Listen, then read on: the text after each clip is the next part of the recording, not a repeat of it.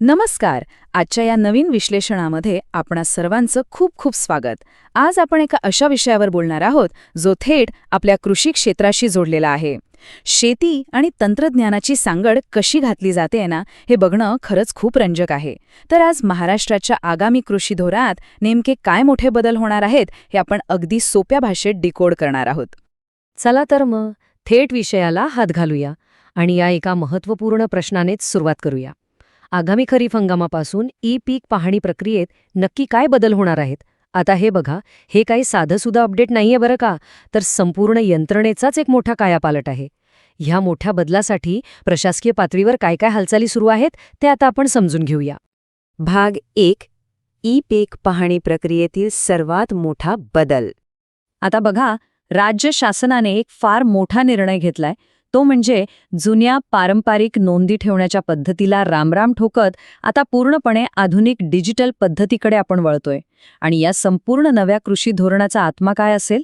तर ते आहे DCS म्हणजेच डिजिटल क्रॉप सर्व्हे ॲप्लिकेशन. हे नवीन ॲप्लिकेशन आता पीक पाहणीसाठी एकदम अनिवार्य असणार आहे. हे एक असं भन्नाट डिजिटल टूल आहे ना, ज्याच्या मदतीने थेट शेतातून पिकांची नोंदणी अत्यंत अचूक पद्धतीने केली जाईल. थोडक्यात सांगायचं तर हे ॲप या संपूर्ण मोहिमेचा मुख्य आधारस्तंभ असणार आहे. आणि म्हणूनच इथला सर्वात महत्त्वाचा मुद्दा हा आहे की 1 जुलै 2026 ही तारीख ही नुसतीच कॅलेंडरवरची तारीख नाहीये, तर संपूर्ण राज्यामध्ये या DCS ॲप्लिकेशनची अंमलबजावणी करण्यासाठी दिलेली ही एक डेडलाईन आहे. या तारखेनंतर राज्यातील संपूर्ण पीक पाहणी केवळ आणि केवळ ह्याच ॲपच्या माध्यमातून केली जाणं हे शासनाने आता पूर्णपणे निश्चित केलंय. वळूया भाग 2 कडे. या नवीन प्रणालीची प्रमुख वैशिष्ट्ये. तुम्हाला माहितीच असेल, जुन्या मॅन्युअल पद्धतीत खूप वेळ जायचा आणि चुकाही व्हायच्या. पण आता ते सगळं थांबणार आहे. या नव्या सिस्टीममध्ये अचूकता या गोष्टीवर सर्वात जास्त फोकस आहे.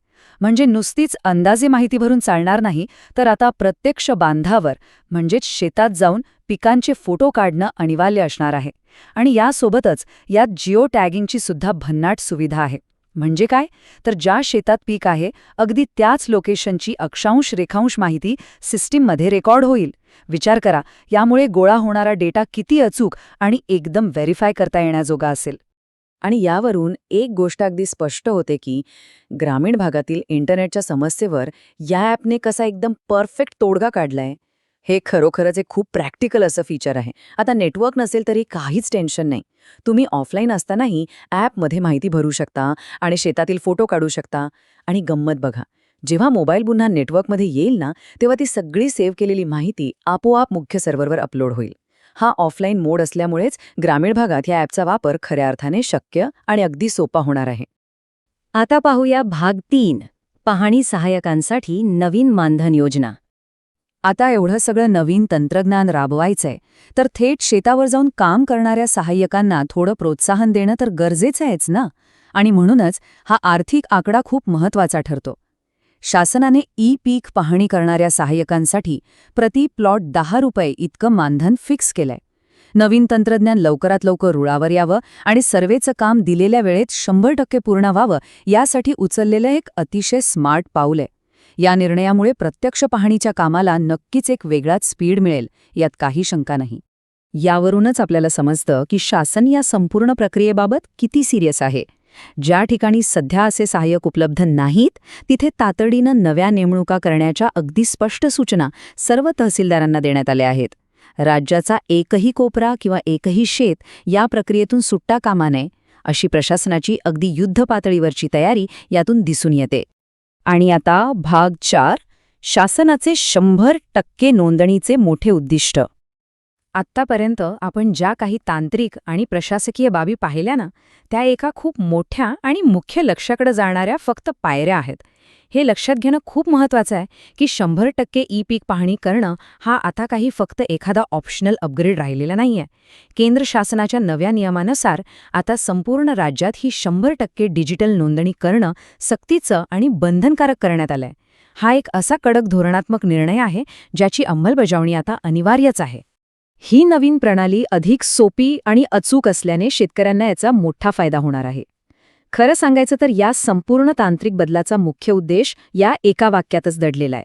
ही सगळी पारदर्शक, सोपी आणि तंत्रज्ञानावर आधारित प्रक्रिया विकसितच केली आहे, ती खास आपल्या कृषी क्षेत्राला आणि शेतकरी वर्गाला मदत करण्यासाठी.